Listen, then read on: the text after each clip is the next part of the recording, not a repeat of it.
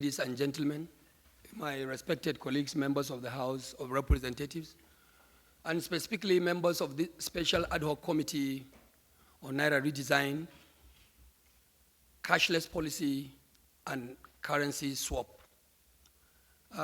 Like you may have known, it's a committee that has been set up by the House of Representatives upon a motion raised on the floor of the House of Representatives. And subsequently, the House gave the committee the mandate to continue to interface with the CBN fundamentally and with all other relevant agencies of government that have one thing or the other to do with this cashless policy and the change of the Naira note in the Nigerian economy. And on this note, when we now presented our first report to the House, bearing in mind that we were going for general election break, the mandate of the committee was further extended by the House, by the leave of the Speaker, that while the House is on break, that the committee remains as the only window to continue to interface with the CBN specifically, and obviously every other agency that has something to do with this cashless policy, and most especially the redesign of Naira note, which of course you can agree with me has become a very major, very serious problem in the country. So for those of us who are now holding brief, for the entire members of the House of Representatives and by extension the National Assembly, we must follow off every step, every step. And it is on that note that we felt it is worthy and we deemed fit to seek for an appointment for the audience of Mr. President this morning. And thank God Mr. President obliged us an audience, which of course we met him. One important thing I must stress is that, yes, Mr. President had earlier on in the morning came up with a national broadcast, which he used to address Nigerians. And most of the issues and the outcries we wanted to really discuss with Mr. President is like he has addressed a lot of them in the course of his national broadcast this morning. But that notwithstanding, Mr. President allowed us opportunity to meet with him, believing the fact that this is a committee that represents the institution of the legislature, which of course is an arm of government standing on its own. And when you have issues to do with policies of government, when you have matters that border on the lives and livelihood of our people, then the best institution to speak for Nigerians is this institution, the National Assembly, and in this case, the House of Representatives. I want to commend Mr. President for the fact that despite his tight schedule and despite of the presentation he has made to the nation today, he agreed to meet with us. And one more important thing that excited each and every one of us was that when we met Mr. President was already on ground with all the relevant agencies that have to do with this currency redesign and Naira swap. The CBN governor was there at the instance of Mr. President. Of course, we never wrote to the CBN governor to join us here. The representatives of the Ministry of Finance was there. The SGF was also represented there. The Inspector General of Police was also there. I'm trying to say that I, as the leader of this committee, and by extension, a representation of the House of Representatives, are truly impressed by the outing we have had with Mr. President, because everyone that matters as far as this policy is concerned was on ground to interface with this committee. And of course, Mr. President gave his own take. We also gave him our own take. We represent the people. And vice versa, we also represent Mr. President as partisan actors, political actors. We represent Mr. President in our various constituencies. Of course, Mr. President is under moral and statutory obligations to listen to briefings from head of government and agencies. And I so also believe that Mr. President has same obligation to listen to his ambassadors, those of us, especially those of us that belong to the ruling party. And indeed, even those who are in the opposition are ambassadors of the government in their local areas, in the ghettos, in the streets. So we came to say to Mr. President that in spite of the presentation he made today, the national broadcast, in spite of the fact that, yes, he has ordered the CBN to make some amendments, to take some new steps to ameliorate the hardships this policy has already entrenched into our economy, which is impacting very negatively on the lives and livelihood of Nigerians whom we are representing in the National Assembly, we told Mr. President clearly that we commend him for that, but it is not yet Uhuru. It is not yet Uhuru because agreed, for instance, that central bank has been directed to make sure they make money available. This new Naira note should be made available into the economy for the village people, for the SMEs, the traders, petty market traders, women in the markets to have access to. But how do we ensure that Mr. President's directive is actually being carried on the ground, on the field? That cannot be guaranteed. So we thank God Mr. President addressed us and addressed the CBN governor once again to our face. And we also got the opportunity to tell the governor of the central bank that yes, you must go on ground to implement the directive of Mr. President as it is, as contained in the letters of his speech, not as a matter of perception, not as a matter of professional guide.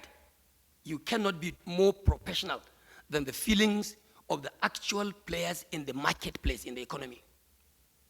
No matter what policy you want to bring, no matter how good or brilliant that policy is, as long as it brings about hardships, pressure, stress in the system, then that policy must be deemed to be otherwise. And it is on this note that we told Mr. President that we will continue to interface with these relevant agencies, especially the CBN governor. Of course, while we are discharging our constitutional right to oversight every institution of government, we must ensure that the directive of Mr. President is carried out to the latter. And failure to do that, we will also employ every instrumentality of the law, legislative instrumentality, to ensure that presidential orders are being abided by and laws of the land are also respected.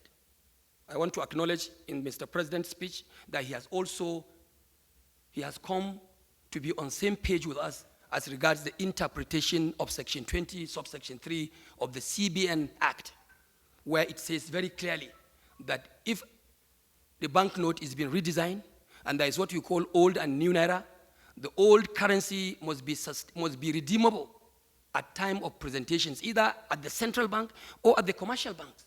This is contained in Mr. President's speech, which otherwise, in the speech of the CBN governor, he otherwise said, oh, that can only be redeemable at the central bank. What the Constitution says, that money must be redeemable on presentations to the banks, whether central bank, commercial banks, or whichever, even if it's microfinance bank. After all, would you expect a local trader in Jibia or a local trader in Badagry to come and have access to the central bank? Do individuals have private accounts in the central bank? Central bank is not an individual account operator. So certainly policies are made, and when such policies are now seen to be quite impracticable, or they are seen to be very inimical to the development of the nation or the economy in terms of its fiscal management or fiscal administration, those of us in the House of Representatives, as representatives of the people, we have the statutory mandate to blow the whistle. And that is what we are doing. We have blown this whistle in the National Assembly on the floor of the House, and we have come this far to blow same whistle to Mr. President, while thanking him for the new steps he has taken to cushion the effect of this unfortunate policy. Of course, I took special apology to some of my members here who are members of other parties. But I, as a member of the ruling party, I told Mr. President, with due respect, that the policy in itself is a policy that is against the ruling party, my party, because it's a government policy. Muhammadu Buhari's government of the APC, and Nigerians at time of elections are now looking at my government coming up with an unpopular policy. Unpopular because it does not matter even if the policy may be seen to be professionally good. Some of us see a lot of things that is good about the policy, but the question, as far as we are concerned, those of us in the ruling party, is that why now? Why? 30, 40 days to election, you come up with a popular that is not widely accepted by Nigerians, and whether you like it or not, that will be seen as an APC program and policy of government. So those of us in the APC are not happy about it. And I believe some of my colleagues who are even in the other parties will not see these things as a good policy. Not good because the time is absolutely wrong. But I want to say without any fear of contradiction, I share in principle, I also share in the perception of Mr. President, I share in the perception of the CBN governor that there is need to entrench this policy so as to be able to address some security problems. There is need for this policy so that Nigeria can also be seen to be working on the same page with international economies. Cashless policy, yes, cashless. But why do you want us to be cashless at a time when we are facing a general election, when our security apparatus to work and protect the election process will require cash at hand to service their logistics? Why would you say and insist on cashlessness when even INEC is expressing a lot of fears that without cash in hard copy?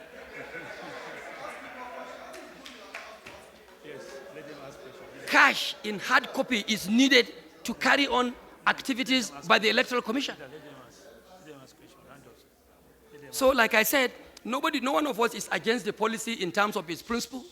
Nobody is against the policy in terms of its desirability to make Nigerian economy, of course, a worldwide nature of kind of economy.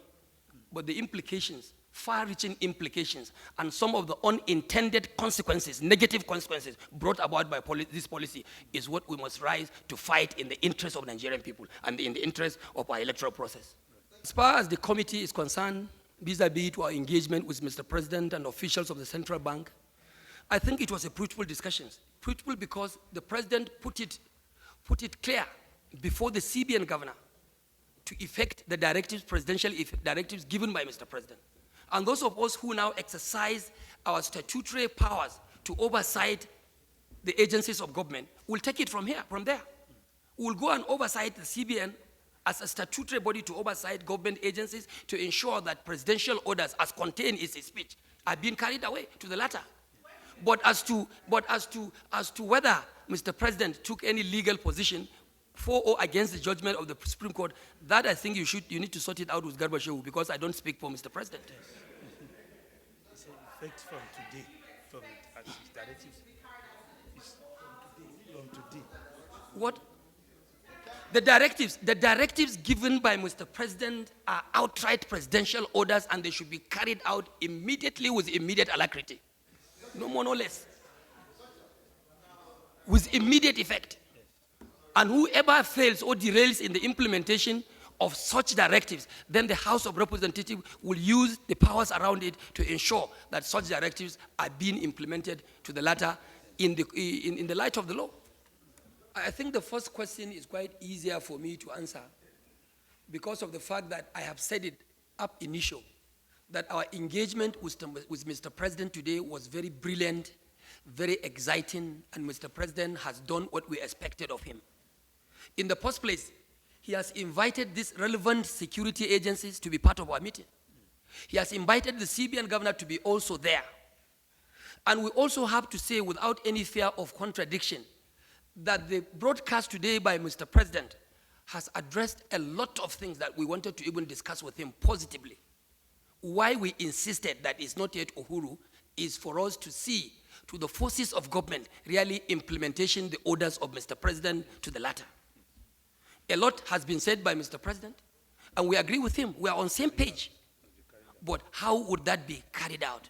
How do you have cash, new Naira note, or the so-called 200 Naira note available to the remotest part of Nigeria, to Palgore in my federal constituency, or to Saminaka in Lere federal constituency, or even to the Metropolitan Council?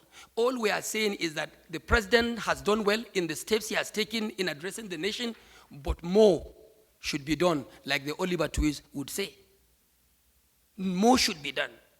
And doing more in this regard simply means overseeing what the central bank will do. Instructions are here. Implementations could be on the other side. And we will help to now follow it up. We will help Mr. President to follow it up while exercising our oversight powers to ensure that what Mr. President has ordered within the ambit of the law is being implemented without let or hindrance. Vote buying question, like you said, I want to tell you without any equivocality that I, the Hon Doguwa you know, who has won the election 7 times, and that I belong to the ruling APC proudly. No one of us in the APC, and I believe even in other parties, is out to buy votes. But you must also take into cognizance that there is a clear-cut provision in the Electoral Act which provides for the amount of money needed for every political office holder to take during campaign to use. A member of the House of Representatives is expected by law to have not more than 70 million naira to conduct his elections and whatever, logistics and other things. 70 million naira. Cash. By law. Yes. A presidential candidate, for instance, needs to have how much? About 5 billion or 1 billion? 1 billion for presidential candidates. At least the law has provided for us the amount of money we need to oversee our election process. You need to pay your agents in the villages where you don't have ATM machines, in the villages where you don't have POS, in the villages where absolutely you don't have this new Naira. So this is money that I require, that the law has permitted me to have 70 million Naira as logistics for my election funding. I need to have this 70 million Naira in hard copy. Yes. Yes, I don't have it. That's the law. That is the position of the law. Is that not so? Yeah, let's stand up. And as I speak to you, I don't have it. Let's stand up. Which means if this policy continues this way, if the central bank fails to make available this amount of this money we need to fund our elections, definitely every candidate, no matter what party he belongs to, will be put at disadvantage. And don't forget the point I made as a partisan member, that the policy in itself is a policy that is apparently against the ruling APC, because Nigerians that are not happy will look at it as a policy of the government of the APC. This has placed us at disadvantage already. It's okay, sir. The actions we're likely to take in that regard. And when we came with our demands, I said it clearly that most of the demands we had wanted to put on the table of Mr. President were already answered by his morning breakfast, by his morning broadcast. And that was why we kept on saying we thank and commend Mr. President for the action and steps he has taken, very proactive and positive actions he has taken in the course of his address. I can't repeat demands that have already been answered. For instance, let me give you one instance. For instance, the position of the laws, which says clearly in section 20, sub 3, that the old Naira note must continue to be redeemable on presentation at any bank. Mr. President protected and took that position. Good.